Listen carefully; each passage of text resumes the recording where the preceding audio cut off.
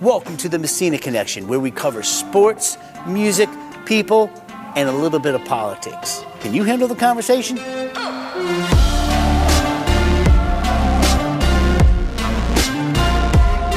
Welcome to the Messina Connection. I am Scott Messina, and I am here with the one and only, the man himself, Mr. Desmond Meade.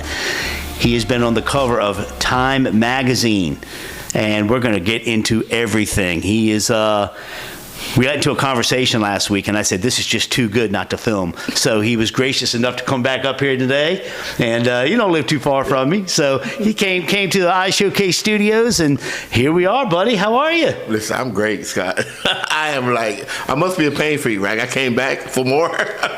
But no, I enjoyed that conversation. You came back for more. I'm enduring more. All right. No. You have some really, really valid points, and the whole thing with the Messina Connections, you know, we do Messina Connection. We do a little bit of politics, music, sports, and all of that. But this is mostly about politics. This is about your story, and I'm trying to do, even if it's something little, something to bring people together, man. Yep. Well, guess what? Then you said it right, because if you're going to do politics, then you might as well include music and sports, because guess what? Those two things actually bring people together. Right? And there's so much connection between music, sports, and politics, man, you wouldn't believe it. So it's going to get in somewhere or another. Either you're going to bring it in, or I'm going to bring it in. No, we already know. We could bring in, and that's the beauty. We both very much appreciate our First Amendment right. There is no censorship. We say what we say. We believe what we believe. Stand for something or fall for anything. That's right. You know, your viewpoints are a little bit different than mine. My viewpoints are a little bit different than yours. But what I noticed in our first conversation was we were a little bit more in the center and more together than most people. What? Man, let me tell you, I was hanging out with my friend on the lake 2 days ago, and that was the very same thing that he said. He was like, and it was, I guess he was just expressing a little frustration of some politicians that we have today. Sure. Right? And saying that, these politicians, they get us engaged in these wars, these identity wars, and they prevent us from even realizing that we agree on 90% of the stuff, right? But they have us focus on the 10%, 15% that we are just totally opposite, and that's where the war's at, right? And we forget about the 90% that we're pretty much cool with, right? I think post-COVID, legacy media has done no justice. And I think post-COVID it got worse. And I think the race baiting on both sides. I think weaponizing race, weaponizing the law, weaponizing. I'll go right in. I'll go right in and I'll go deep. It's not good for our country. And I feel that we need to do something. People need to. I don't care if you're black, white, yellow, red, rainbow. I don't care. Live your life. Live your best life. But at the end of the day, I do like the color green. Well, I tell you, that is a good color. Yeah, I love it. That's a good color. And I hate getting rid of it too. I hate to lose the color green. Yeah. Oh, Jesus. Wait, speaking of that, now we got Martians getting ready to come. What, in the next 100 days? Have you been reading that? No. I'm gonna go squirrel on you. I know you can hang, but yeah, there's some alien ship or astro. I don't know what. Oh my God. Read up on that. It's crazy. Anyway, back to business, man. Do me a favor. Just tell our viewers basically who you are, what you stand for. Tell us a little bit about your history. So listen, a lot of times, especially in the past, when I'm talking to folks, I always start with my story, and I always start in August of 2005. I remember it was a hot and humid day in South Florida, Dade County. And, if you're from Florida, you know about that heat and humidity, especially in August, right? I tell folks, man, it was so hot that I seen the dog chasing the cat and they were both walking, right? That's how hot it was. But for a few moments, I was actually able to block out that heat and humidity, because that day I found myself standing in front of railroad tracks, waiting on a train to come so I can jump in front of it. Man, right? And I stood there, Scott, a broken man. I was addicted to drugs. I was homeless. I didn't have a job. I was recently released from prison, and the only thing I owned were the clothes on my back. And I remember thinking about how I was a failure and how I was a huge disappointment to my family. And I didn't see any light at the end of the tunnel. And so I was ready to end my life. And I stood there. You know what the most predominant thing that was going through my head at the time? How much pain I was going to feel when the train hit me. Whether I was going to die instantly or whether I was going to have to go through moments of agonizing pain and trying to figure out, well, how should I throw myself? What if you live? You know, I couldn't even fathom that because I'm thinking about this train crushing my body or crushing my neck. What's the best way where I don't have to go through this pain, but I wouldn't move. And let me tell you, I'm a wimp. I'm scared of needles, Scott. Oh, I hate getting a cold. You know what I'm saying? I'm scared of needles. Yeah. But yet the thought of the pain that I was going to have to feel was not enough to make me move. And I stood there and I waited, Scott. And it was one of the busiest railroad tracks in Dade County because it led to the Port of Miami and to the produce section, right? But for some reason that day, that train didn't come, bro. And I ended up eventually walking across the tracks, and then about 3 blocks further was this place called Central Intake, where I was able to go, and they was able to put me in a drug treatment program, an in-house drug treatment program for 4 months. And I completed that, man. And after I completed that, I moved back into a homeless shelter. And I said back into because, man, I've been homeless for a total of about 10 years. So I was previously on the streets where I was homeless. And so here I am back in this shelter again, giving it another go-round. And while there, I made this decision that I was like, you know, I don't have another relapse in me. I don't think I can use drugs again because if I get in before railroad tracks again, this time I might not be as lucky. Yeah. And so I was trying to think, what can I do to help me not relapse or use drugs again? And I was like, you know what, let me go to school and get an education and of course work my steps. You know, I was still a member of Alcoholics Anonymous, and I did that because I'm really a drug addict, but Alcoholics Anonymous was the answer for me. Yeah. And let me tell you, bro, those 12 steps. Those 12 steps was something special. And anyway, so I end up going back to school, and bro, let me tell you, I got about 3-4 degrees, and eventually I ended up getting accepted into law school. And in May of 2014, I graduated with a Juris Doctorate degree from Florida International University College of Law. Dang. That's what I say. Dr. Desmond. The doctor, Dr. Desmond. I always tell folks, back then I used to tell them I had 2 doctors.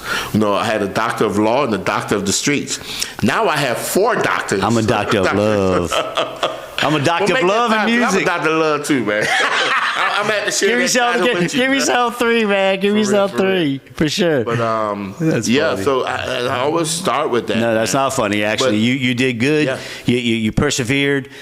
You know, the world needed you because look, you know, and now we're going to get into look how much you've done since then. I mean, you know, if you can't brush off the past, you know, the past is yesterday. All we have now is the present.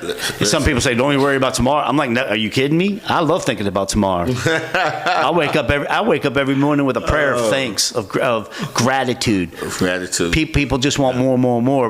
And I'm not sitting here with a halo on my head by no means.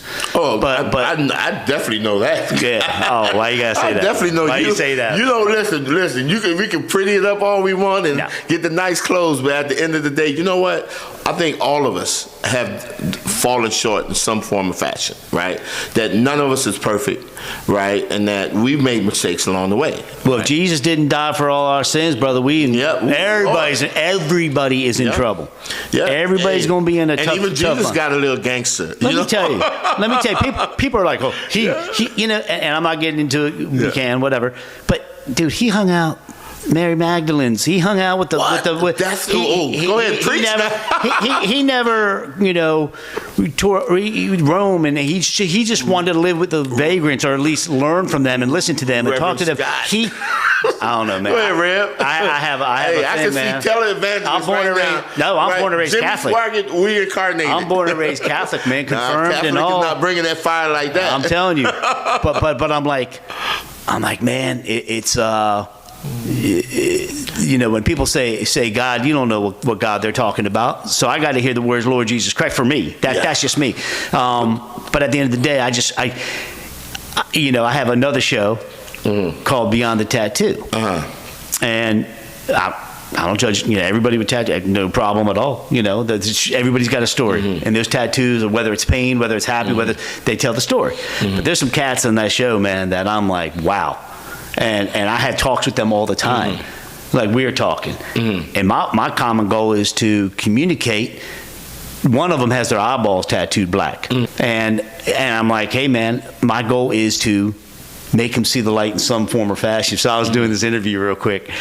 And all of a sudden, I said, Johnny, man. I said, look, and I had the camera on him. And he's the first sentence out of his mouth. And I swear to you, lightning and thunder struck like you would never believe. And he just looked at me and was like, yep.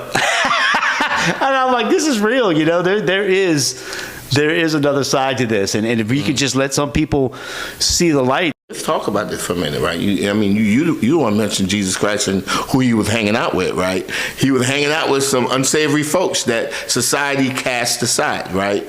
And, in the work that I do, right, because I went on to actually lead an effort to change the Constitution in Florida, to where now people with felony convictions, once they serve their time, can be a part of our democracy again, right? Which is Amendment 4 back in 2018. 2018. Yeah, don't confuse it with the other amendments. No, because I was really starting to study, and that was yours. That was mine. That was the vision that I had, and I led it from start to finish. And the people that can't vote are the rapists and the murderers. No, is what it said. It excluded the rapists and excluded it excluded folks with felony sexual offenses. So it was rape, maybe child molestation, things of that nature, and then of course murder. But everyone else, once they complete their sentence, they get a second chance. They get the ability restored. So if they want to participate in democracy, they have that opportunity. But let me get back to what I was saying, though, right? One of the things that I talk about so much is that people who have made mistakes in life, right, I think are the biggest assets to our society. People who may have gotten arrested, people who have maybe even done some time and gotten convicted, they're the ones actually that's the key to transforming our communities and our country, believe it or not. And then I always point back to the Bible, that God always uses the least among a group of people to bring about the biggest change, right? If you want to talk about Moses committed murder, right? If you want to talk about Paul, right? Great Paul, before his name was Paul, his name was Saul. And Saul was public enemy number one. Yeah, he was. Right? And so when I look at that, and then I look at the fact that Jesus had really about 2 or 3 simple things that really he stuck with. His through line was, number one, what you do to the least among you is what you do to me, right? If you love me, you feed my lamb. If you love me, you feed my sheep, right? And then all of a sudden, of course, do unto others as you would have them do unto you. Sure. And so I take all of that, and I know that, man, wait a minute. I remember when I was on the street homeless, right? And I was hooked on drugs, right? I remember how I felt. And I remember how I looked down on people like that even before I got hooked on drugs, right? And I realized today that, man, that's another human being. And we need to be able to treat another human being with dignity and respect, especially if you claim any type of faith, right? If you're a Christian, or if you're Jewish, or even if you're Muslim, at the core of all of those religions is this concept of forgiveness, redemption, and restoration, which means that you have got to show yourself, right? And if you're really a true believer, that means that you're going to somehow or another have love for the least among you. You're going to have some kind of compassion. Your heart is going to hurt to see a homeless person on the street, or a woman being trafficked for sex, or a child being molested, or you're going to hurt, right, when you see the destruction that's around you, and you're going to want to do something about it. If you have no soul, right? But you just made my argument. It doesn't start with hatred. It starts with love. With love. It starts with love. But you just made my argument. Look at the people God put in power. You're talking about Saul and that kind of stuff. God put in power over the course of history, right? Don't you think that's why Trump's in charge? Boom. Listen, I can't. I'm trying to say an imperfect person. But let me tell you something. The best thing that could come out of that is the fact that now people could start rethinking, right, how we're looking at people that make mistakes, right? Because I love that. Listen, I love that. because back in August of 2005, if you would have told me, like I told people, when I was standing there in front of the railroad tracks, if somebody would have approached me and said, Desmond, don't jump, because in a few years, man, you're gonna be going to college and you're gonna be having these degrees and you're gonna be sitting in meetings with mayors and commissioners and you're gonna be meeting with judges and district attorneys or state attorneys. You don't know the future. Don't jump. Right. Don't jump, Desmond, because guess what? In a few years, Time Magazine is gonna name you one of the 100 most influential people, not in the state, but in the world, bro. In the world.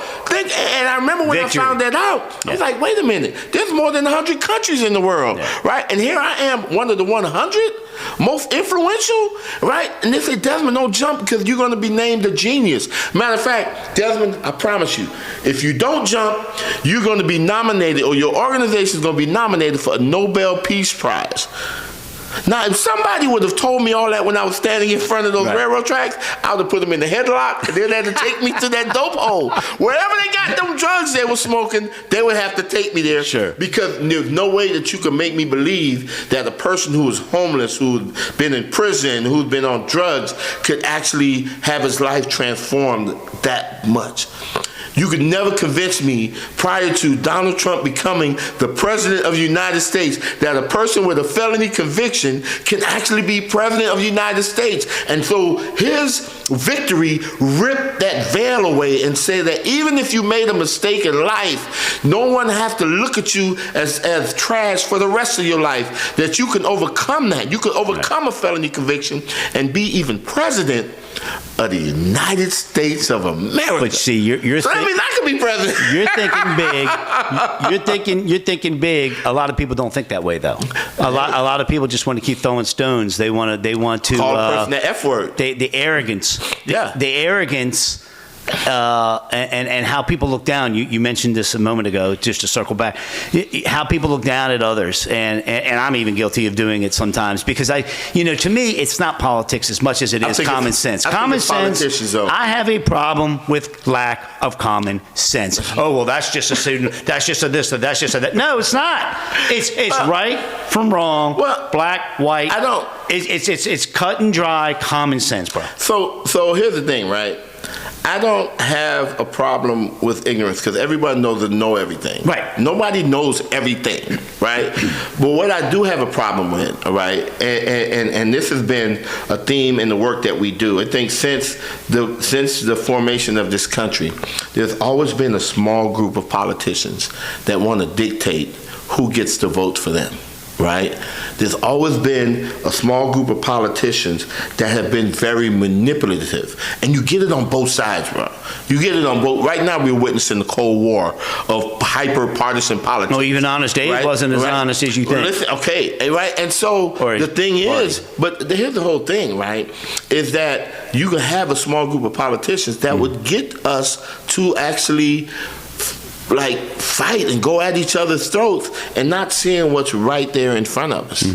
Right? And what's right there in front of us, man, is that there is deep in our heart a desire, right, to be a part of a community where people care for each other, respect each other's liberties, right, and actually celebrate each other's success, right? And then when we make mistakes, we have forgiving spirits and hearts, and we don't cancel anybody out because they said the wrong thing or did the wrong thing, right? That we're like, wait a minute, no, that's still a human being, and he's still redeemable, right? That don't mean, listen. But the deep state prevents all that. Well, you know what? Whatever that deep state is, maybe it is. I don't know. Why is division so much more powerful than togetherness? Well, I don't think it's more powerful.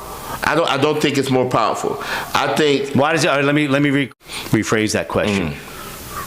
why does it take a 9/11 to bring in a disaster? There you go. To bring everyone together. I've been asking that question. I've been asking that question, right? Because I know right now, Scott, is that if you're traveling down I-4 right now and you see an accident on the side of the street and there's somebody laying there on the ground and you decide to stop and help and you get out your car and you run up to that person, I promise you, Scott, your first question is not going to be, did you vote for Donald Trump?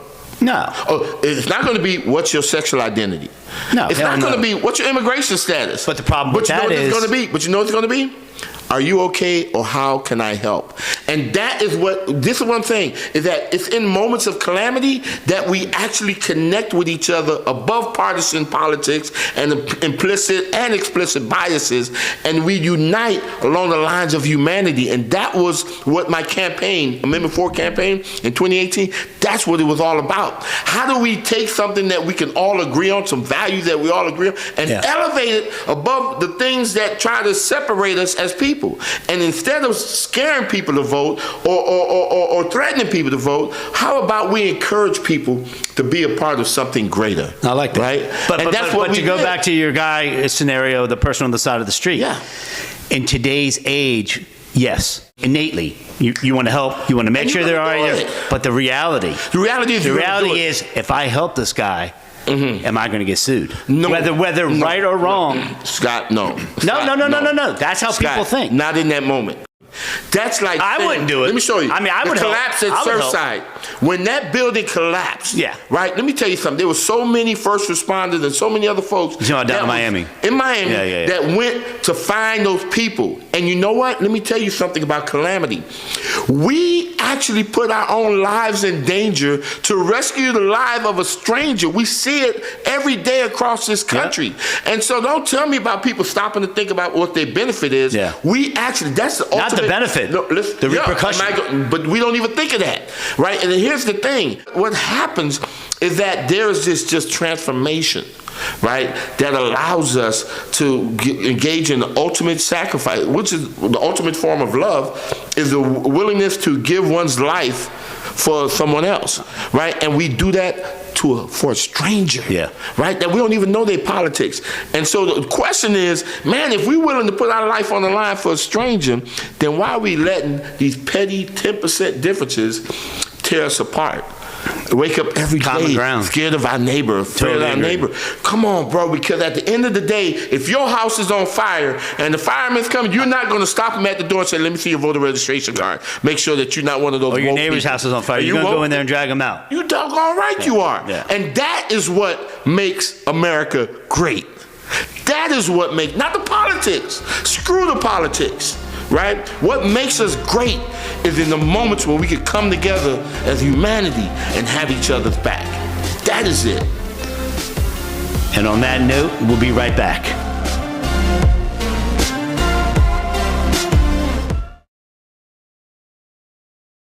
Welcome back to the Messina Connection. I am here with Desmond Meade.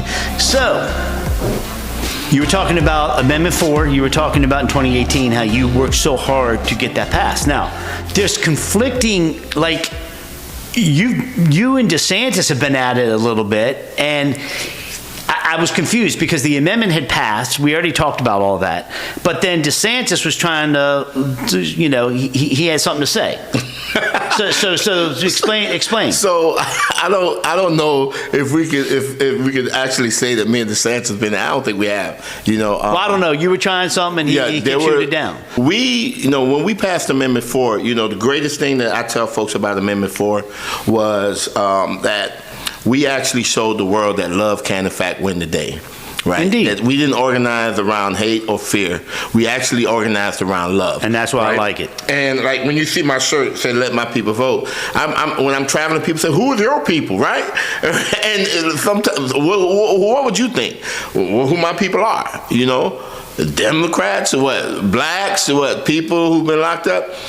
The reality is that when I say "Let my people vote," when you see that, what it means is my people is anyone who you love, who's ever made a mistake.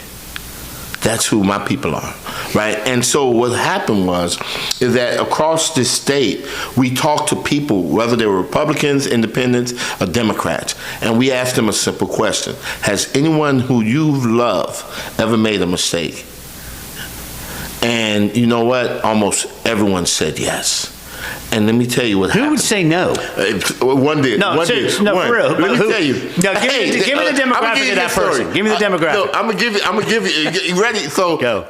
My always spill always been. I don't care what part of the state I go to. And let me tell you, by the way, we polled in the supermajority from start to finish, right? In every media market in the state of Florida, and in every district, representative district, we won. We had the majority of votes there, right? Over 5.1 million people voted yes. Matter of fact, that was more people voted for Amendment 4 than even for the governor of the state of Florida, right? Not more this last time? No, when we passed Amendment 4, that was the race between DeSantis and Gillum. Yeah, he only won by less than 1%. Yeah, but this is what I'm saying. When you add the total amount of votes that DeSantis got, it was way less than the amount of votes that we got to pass it. And over 1 million Republicans voted for that amendment, all right?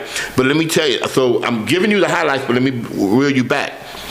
No matter what media market I went in, the message never changed. And that was unheard of in Florida. You got to have a message for South Florida, North Florida, and then one for Central Florida. That's just the nature of the beast in the political game. But because we elevated above it, our message was the same across. And it was, do you know somebody who you love who's ever made a mistake? And they would say yes. I said, do you think that they should have a second chance? Yes, we believe in second chances. And that was the name of our campaign, Second Chance Campaign. And everywhere I went, I talked to people about it, and I'd never lose except twice.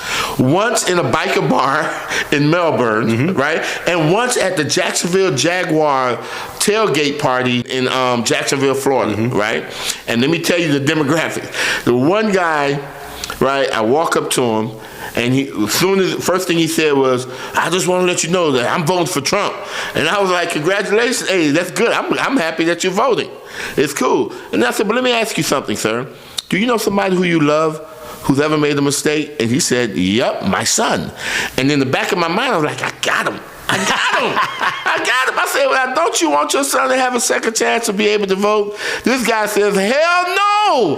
That MF is too damn stupid. I don't ever want him voting. Damn, why would you say that about your other son? But that's funny. Hey, and I shook his hand and I thanked him for his time. But I left. Because if he don't even want his own son to vote, then why even talk to him about second chances? That's right. And the other one was a Latino pastor that was in a biker bar. Now, what the hell was he doing in the biker bar? I don't know. But he was there. We ain't judging. But everybody else, in the years that I've traveled this state from Key West to Pensacola and all parts in between, and for Myers, I've been to Trump rallies, the whole 9 yards. And I've never had anyone say no to what we were trying to do other than those two people in years. Okay. So I understand, right, the power of what we were doing. I understand how that approach can still transform this state, right? Because we got a lot of work to do here in the state of Florida, right? And I know that if love could win the day back in 2018, it could win the day today, it could win the day in 2026. Every state needs work on the state level, but there is a reason Florida is the best state in the country.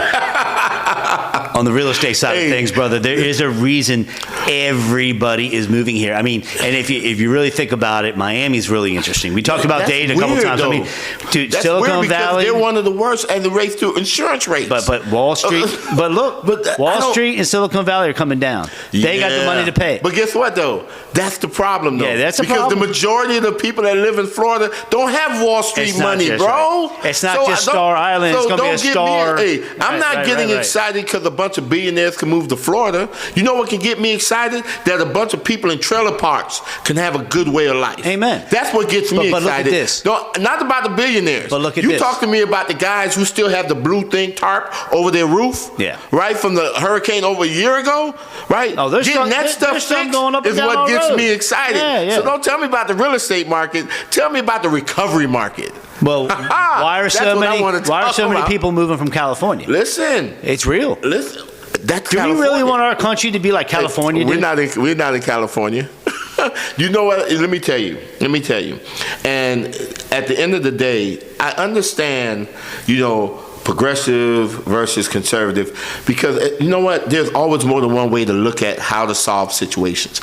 Now, back 20 years ago, you can have some sensible debates about what's the best approach to solving problems. It's too emotional now for people. Now it's not. It's no more conversation about what's the best approach. You know what the conversation is about? He's uglier than me. He's worse than me. She's worse than me. She's woke. She's this. She's racist. She's that. And it's nothing about what kind of solution am I bringing to the problem. Right. My idea of solving this problem is blah blah blah blah blah blah. I can't. How can I solve the problem if I'm not even talking about it? And then here's the thing. The thing that I liked even back then was understanding. Like right now, Scott, if I show you my hand and ask you what you're looking at, right? You're going to say, yeah, I'm looking at your hand. But the reality is not quite, because the hand has two sides. What you're seeing is part of my hand. Mm-hmm. And so that means that if you have one perspective, you're seeing part of the problem. What about somebody else that may be even living it? Mm-hmm. They have a perspective that they bring. And so you want those diverse perspectives to be in conversation, because that's when you can get a more comprehensive understanding of what the problem is that we're looking at. And when we have a more diverse understanding or comprehensive understanding of the problem, guess what we can come up with? Solution. The solution. But see, that's the message. That's the message you preach on, because there you go. Not based on politics. No. Right, but based on bringing people together that you might not even agree with. That, and you talked about the homeless. You talked about people being able to get into trailers, into just camps somewhere to where I think no American should be hungry. No American should be without health care. Yep. And no American should not have a roof over their head. We are the richest country, and not be able to vote. We are not be able to determine which is our number one leads our communities, who lead our state, who lead our country. But to me, especially because here's the irony. Because remember, Florida has this rule that says if you have a felony conviction, that you actually lose the right to vote for the rest of your life. It did. It did. Let me tell you, if it wasn't for what we did with Amendment 4, there wouldn't be an alternative. Now here's the deal, right? But we just elected someone with a felony conviction. You see what I'm saying? See the irony here? And if it wasn't for the liberal laws of New York, he may not have even been able to be on the ballot here in Florida. And there was nothing that the governor could do about it, because that was a state charge. That's a whole nother. You see what I'm saying? Because I think the liberal laws in New York is the only reason he actually has a felony conviction. No, not because of the liberal laws. Because of the way it was defined. The people who, and that's the reality, the people who created those rules that they end up bringing them to court on. That is the difference. See, here's the thing. The political lawfare. Not the political law, but the political actors. You got to understand something, right? Anybody could take something good and use it for bad. And they did. Right? So as far as when we talk about laws across this country, we have laws for a reason. We understand that, right? To keep some type of sanity in our communities. The problem is how people use or abuse those laws. Let's focus on that. Mm-hmm. But don't say it's the problem is the law. The problem is not the law. I'm talking about weaponizing lawfare against politicians. So that's a problem. That's a whole different subject. But let me go back to what I'm saying, though. Is it though? Why not? It has been. Because guess what? And here's the irony of this country has had political prisoners for how long now? And what is the term of a political prisoner? So, and I had mentioned this to you, and I'm going to mention it again. So here's my thing. I want to get your insights on this, because this is valuable. But I said, all of this came to be from 2016, when the whole chant was "lock her up, lock her up." And my man, the only time I ever saw Trump take his foot off the gas was when he didn't. He was like, well, maybe they'll have, be a little bit more peaceful with me if I don't win, or if I don't, it's not right to do. Boy, did they come after him. And now everything that's happening, everybody's like, why? Oh my God! But guess what then? So now what we're in now, we're not in a solution state now. We're not. We're in a tit for tat escalation state and retaliation state. Here's the whole thing. It's a retaliation step. And this is one of the things that I used to tell people when we won Amendment 4, and I told people that we showed that love win the day. This is what I said. Martin Luther King said, you can't drive out darkness with darkness. You can't drive out evil with evil. Right? You can't drive out hate with hate. Right? But love can actually break that up. Right? And here's the thing. When you respond to violence with violence, you just perpetuate more violence. When you respond to hatred with hatred, you perpetuate more hatred. And so even what you said was that he showed mercy and took his foot off the gas, right? But that mercy was not extended to him, right? Here's the thing. Getting into this retaliation mode, all it does is just further escalate everything and exasperate the problem. Somebody has to be the bigger person and say, you know, I'm not going to repay evil with evil. I did you a solid by showing you grace. I mean, think about it. Let's go back to Jesus. How many times have people spat in the face of Jesus and he still forgave them? How many times have we, right, rebuked him? How many times have we, done the wrong thing and he still forgave us, right? And so if Jesus' response to us was the way that we want our politicians to respond to the other side, man, we will all be some dead cats right now. So let's talk about 2026. Florida governor. I know you want me to be your lieutenant governor, man. What you mean? If you run, man, that's a long way from happening. Why though? Hey, it better not be. Listen, you got to be crazy to run for governor in this state. Oh my God, it's a crazy fight. No, but why? Why would anybody want to put themselves under such interrogation? I've been in the entertainment business for 36 years. Real estate makes entertainment look like we're in kindergarten. Politics makes us look like you're still in the womb. We're in two. You're still in the womb. That was even better than what I was going to say. I was going to say 2 year. Yeah, today's still in the womb, man. It's crazy, but you know what? But guess what? Guess who created that? Who helped create that environment? You can't blame Trump for that. No, we did. I know. We did. I thought you know why? You know why? Let me tell you why. And here's the irony of it. Here's the irony. I'm sure you're gonna blame Trump. Like he gets blamed for everything. No, not with you though. Actually, he gets some credit for some stuff. But here's the deal. I want to hear that. Let me tell you. As it relates to a lot of this, even animosity and these tensions, we actually created that with our politicians. You know why? Because we actually, somewhere along the line, you got to remember, man, that we had power, right? Understand this. And we had to give up some of this power in order to live together in the community, right? And so we acquiesce some of our power. When are you talking? Give me I'm talking to the beginning of time. We said, okay, listen, you are God's creature. You have all these rights. You can do whatever you want, however you want. But you realize that if you do that, then you won't be able to live together with me and Mark and whoever, because if everybody can do whatever they want, whenever they want, right, then there is no cohesion there, right? And then if we don't stick together, they got wolves and evil things out there that seek to destroy us, and so we have for protection. And so in order to live in a community, we gave up some of our God-given rights to form a union, to form a government, right? And what we did we had to hire some people to manage, right, the governance of what we created, right? Because we gave up our rights, right? And so we started picking and say, okay, we're going to have you go up and represent us for a minute. We're going to have you go up, whatever. And so we elect these people to represent our interests, right? And they were public servants, right? They served us. But at some point, this thing got switched around. Because let me tell you, what job do you're a businessman.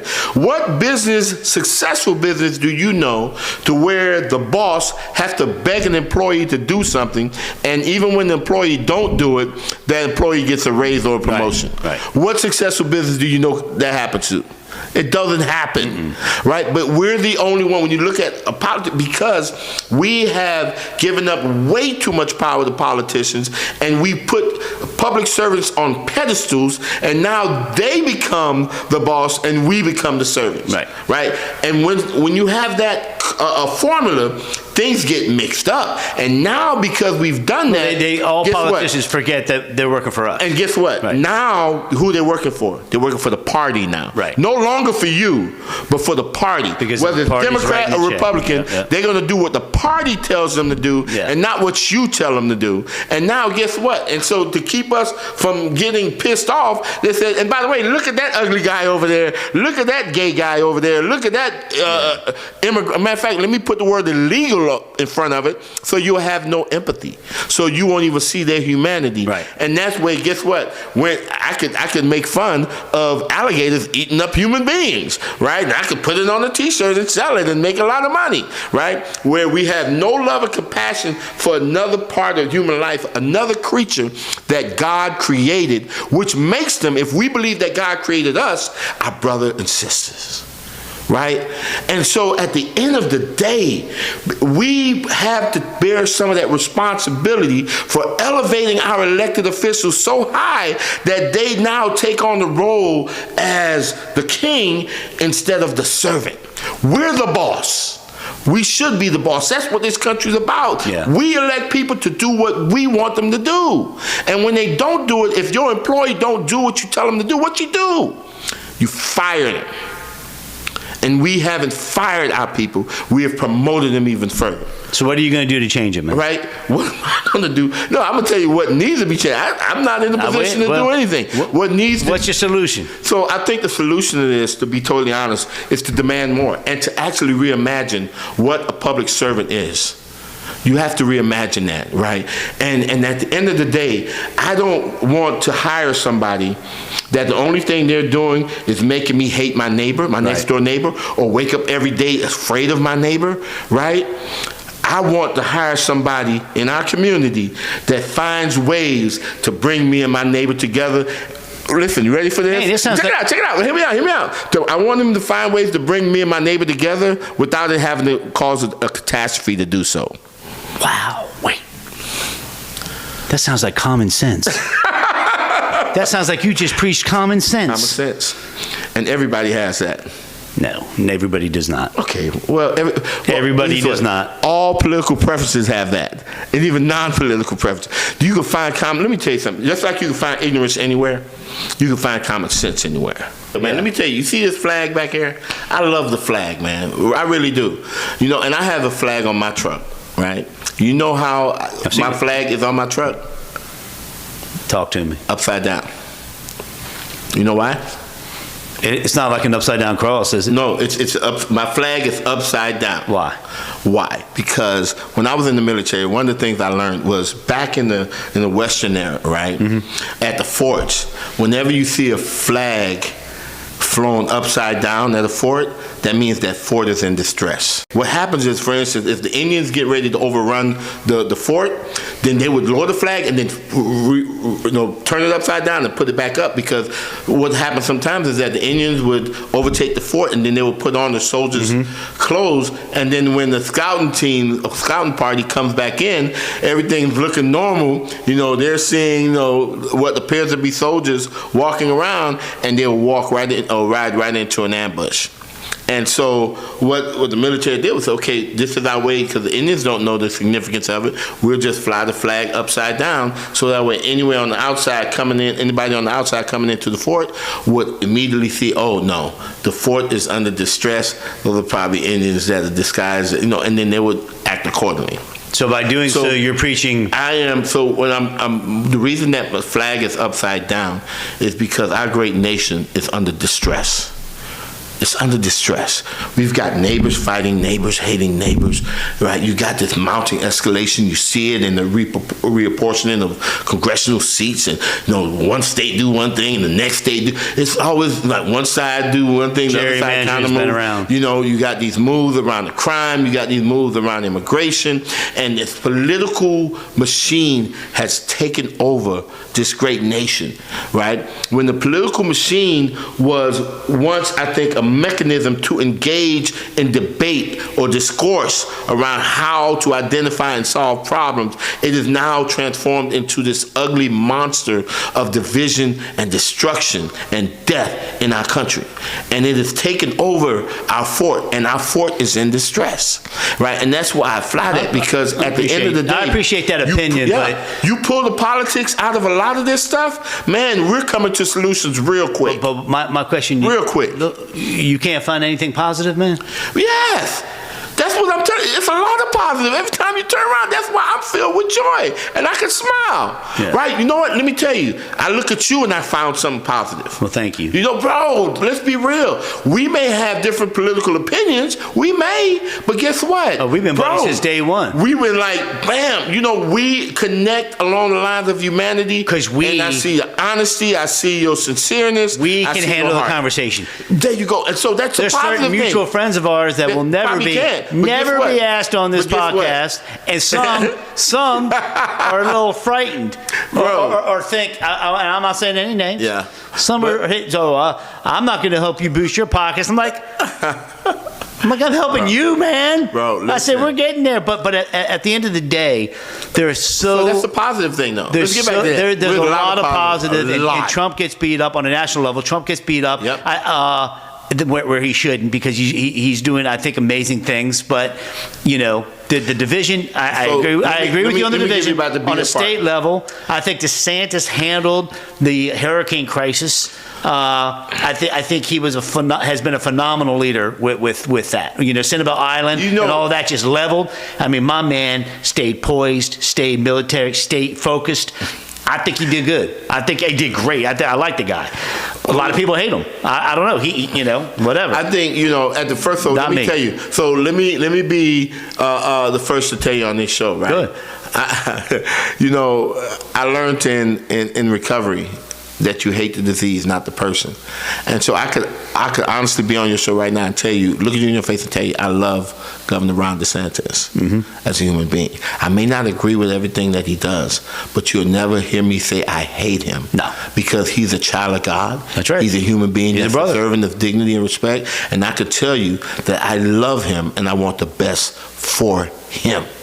I could say that. That's why I'm saying I never looked at fighting with governor. No, he made decisions based on what he thought. I didn't mean to use the word fighting. I was reading some articles and I'm like, man, why? Yeah, he was being a little hard on you. Listen, let me tell you, he was being extremely hard. Cause listen, let me tell you something. And I'm gonna be honest with you. And that was how many people you know? Or matter of fact, you should. This is a challenge for your viewers. And if any of them could get this right, you're gonna probably get them a new car, right? You're gonna say that, right? Don't say that. Listen, I didn't say nothing. Hear me out. How many of your viewers can find a person living in Florida, right, that has been named one of the 100 most influential people in the world by Time Magazine, been named a MacArthur Genius Fellow, been Floridian of the Year by the Bob Graham Institute, been Central Floridian of the Year, and been nominated for a Nobel Peace Prize. Now, you find me one other person in Florida that has all those things right now. Okay. All right? And so let me tell you something. If I'm not deserving of a partner, who the hell is? Right. Who the hell is? Right? And so that's what it was based on. That was the you were thing. trying to get a pardon. There you go. You were trying to get it right. And so here's the deal. Challenge your listeners to find one person in Florida that had all those accomplishments, that was homeless and addicted to drugs and getting ready to jump in front of the train. They can find one other person, you'll buy them a new car. Well, have you sold your rights yet? Can I get first right of refusal? Because I think this might have just gone from an interview to a documentary for real, man. I'm saying, listen. I mean, obviously you could do movie, but documentaries, people just gravitate to that. And at the end of the day, Desmond, you're a good guy, man. I mean, you're a good guy. You're passionate about what you believe. Your wife is doing amazing things. I appreciate your time on the Messina Connection. I think this conversation was just amazing. I'd love to have you back.